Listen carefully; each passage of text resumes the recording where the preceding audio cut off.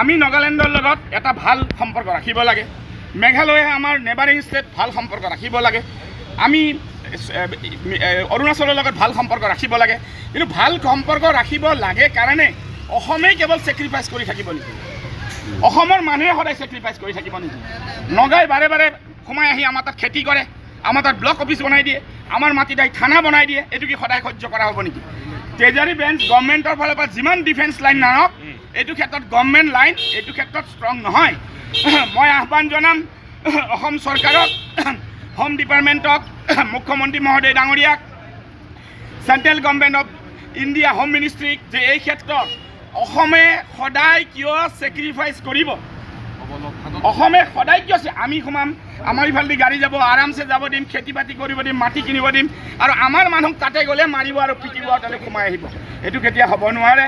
চৰকাৰে কেৱল ডিফেন্স লাইনটো লৈ দুটা কথা ক'লে নহ'ব, পাৰ্মানেণ্ট চলিউশ্যন ওলাব লাগিব। কমিটি বনাই, চৰকাৰে কমিটি বনাই মেম্বাৰ দিয়ে, MLA বিলাকক ভিজিট কৰিব পঠায়, আকৌ আহে, দুখন ৰাজ্যৰ এখন কমিটি, চিফ ছেক্ৰেটাৰী বহে, DGP বহে, চিফ মিনিষ্টাৰ বহে, এটা মিডিয়াত এটা এনাউন্সমেণ্ট দিয়ে, আকৌ থাকি যায়। এই ক্ষেত্ৰত পাৰ্মানেণ্ট চলিউশ্যন হ'ব লাগিব।